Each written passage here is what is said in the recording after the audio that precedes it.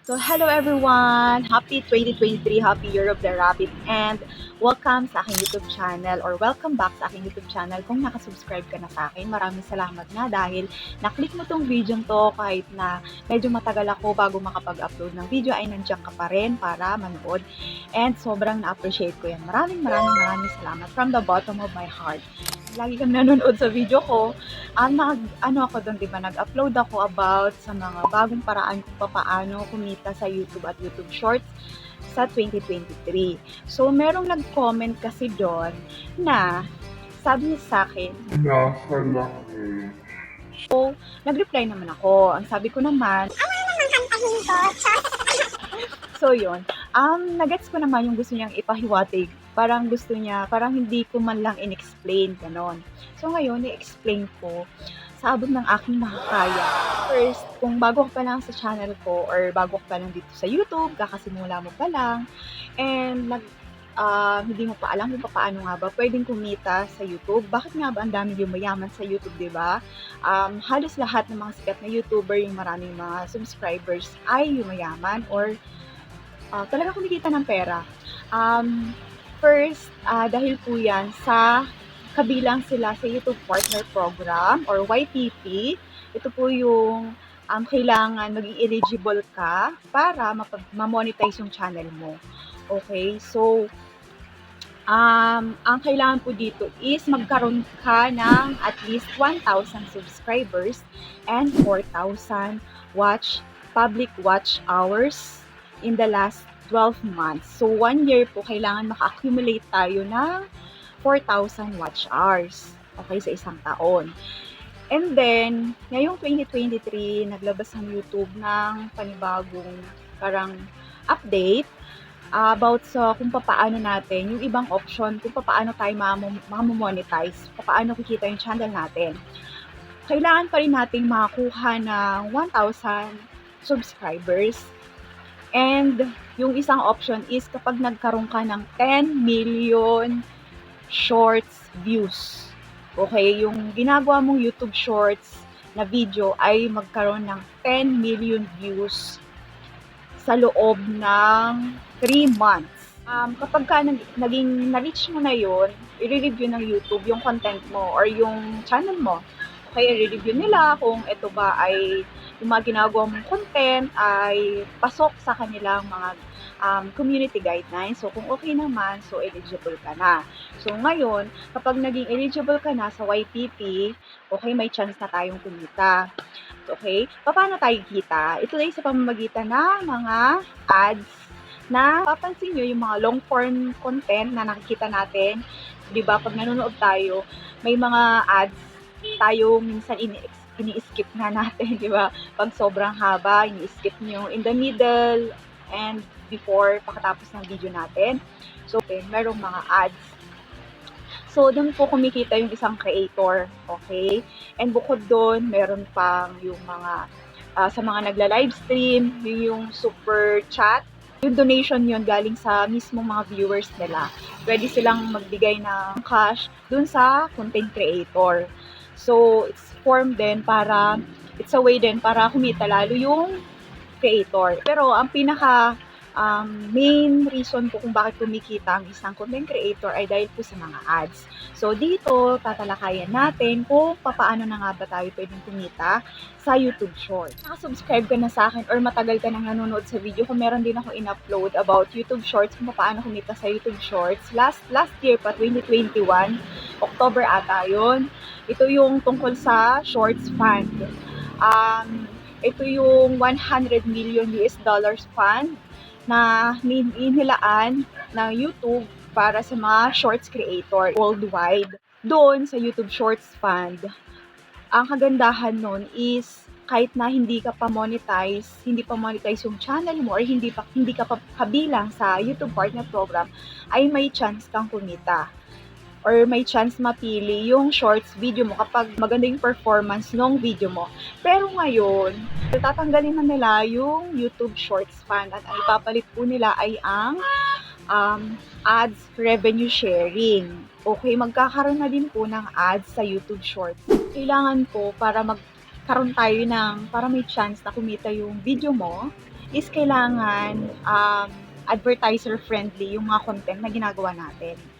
Okay? Kasi sa ads nga po tayo kukuha ng, kumbaga sa ads nga tayo kikita. So, kahit pa gaano kadami yung views ng video mo, kahit pa mag-viral yan, magkaroon ng million of views, kung wala namang ads na nakalagay doon, hindi rin kikita, hindi mamomonetize yung video mo, di ba po?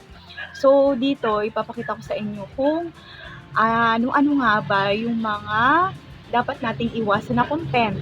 Kasi ito nga, ang sabi ng YouTube, these are examples of content na maaring limited lang yung makuha yung ads or talagang walang ads na ilalagay dito sa mga video na to dahil hindi siya advertiser friendly.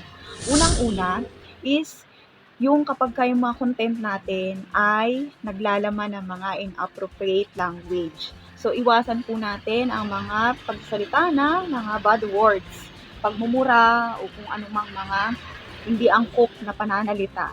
And then, violence, adult content, shocking content, harmful or dangerous acts, hateful and derogatory content, recreational drugs and drug-related content, firearms-related content, controversial issues, sensitive events, enabling dishonest behavior, inappropriate content for kids and families, incendiary and demeaning. So, ibig sabihin po ng incendiary and demeaning, syempre, inano ko sinearch ko kasi hindi ko rin alam.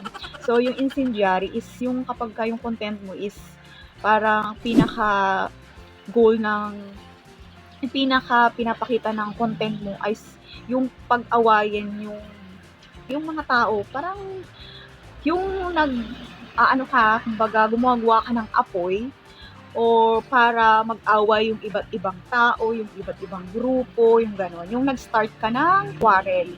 Ganun po yung incendiary. And demeaning, yung halimbawa gumagawa ka ng content, tapos may topic kang isang tao, nagtatopic ka ng mga tao, tapos yung binababa mo yung reputasyon or binababoy mo yung reputasyon ng isang tao, gano'n, nagsasalita ka ng mga kung ano-anong bagay na makakasira sa reputasyon ng isang tao. Kahit pa sabihin natin totoo, kahit pa sabihin siguro natin totoo, parang hateful pa din yun. Yung content mo is parang napaka-toxic ba, gano'n. So, hindi po yan tinotolerate ng YouTube, okay?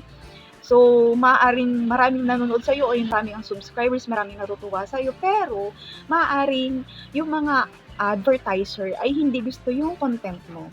So, hindi po lalagyan ng ads, so hindi yan kikita. Kung ang content na ginagawa mo ay for entertainment purposes at wala ka namang balak kumita, so okay lang, sige lang.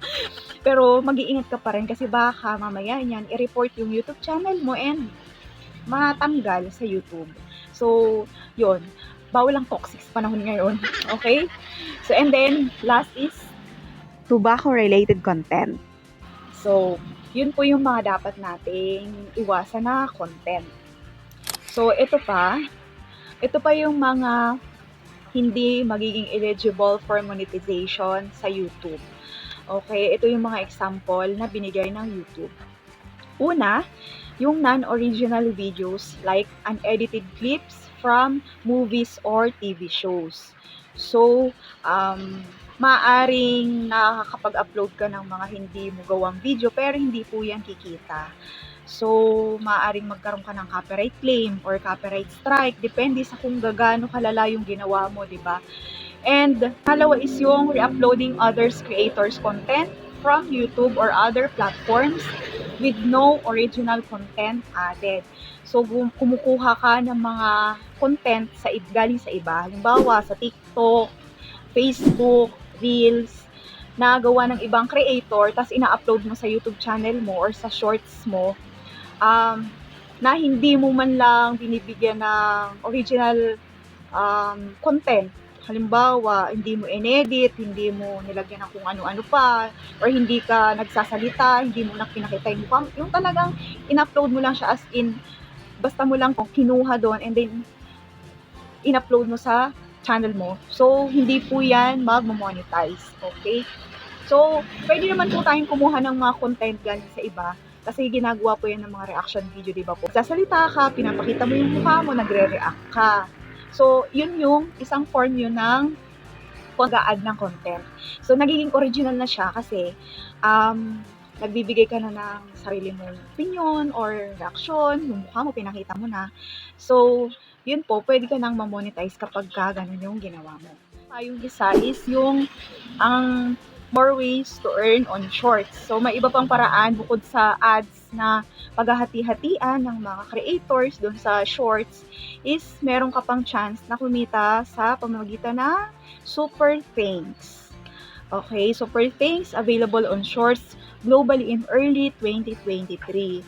Ang super thanks po ay donation, parang super chat donation galing sa mga viewers na ibibigay sa creator. So, kapag ka natuwa sa'yo yung viewer mo, okay, may chance na bigyan ka nila ng maliit man yan or malaki blessing pa din yan. Bago nga pala ako matapos sa video na to is gusto ko munang i-share sa inyo na sana bago tayo maghangad ng kita dito sa YouTube is muni-muni muna tayo kung ano nga ba yung goal natin, ano nga ba yung purpose natin, bakit gusto natin magkaroon ng YouTube channel. Okay, gusto mo lang bang yumaman? Pero kung gusto mo lang yumaman, yun lang talaga yung goal mo, baka hindi totoo sa'yo.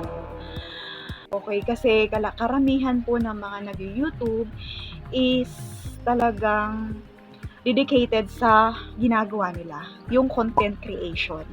Okay, ang pinaka-purpose po ng YouTube kung bakit nagbibigay sila ng income sa mga YouTuber is dahil yung mga YouTuber na kumikita is nagbibigay rin ng mga quality videos na mapapanood ng mga viewers, na kung saan mas madaming pumupunta kay YouTube para manood, ma-entertain. O yun po yung dapat na pinakaunahin natin. Okay, yung gumawa tayo ng mga quality content. Pag gumawa tayo ng mga quality content, may magsusubscribe sa atin, may matutuwa sa atin.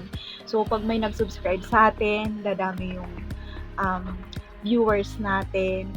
Natutuwa ka sa ginagawa mo, so yung viewers mo natutuwa rin sa'yo. And doon na yun mag-start, 'di ba? Unti-unti kikita ka na, and maabot mo na kung ano yung goal mo, kung gusto mong makatulong sa family mo, kung gusto mong magkaroon din ng bahay, 'di ba?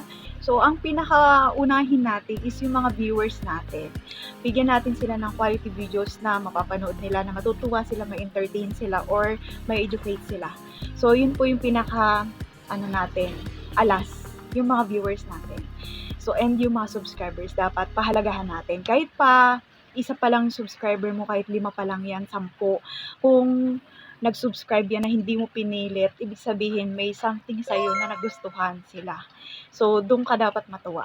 So, ako, katulad ko, kahit ilang taon na ako dito sa YouTube, so, sobrang natutuwa ako kapag may nagsusubscribe sa akin na hindi ko kilala. So, yun, maraming salamat at maraming salamat sa lahat na nakasubscribe sa akin. Thank you for watching and Happy New Year. God bless us all. Bye-bye. See you again.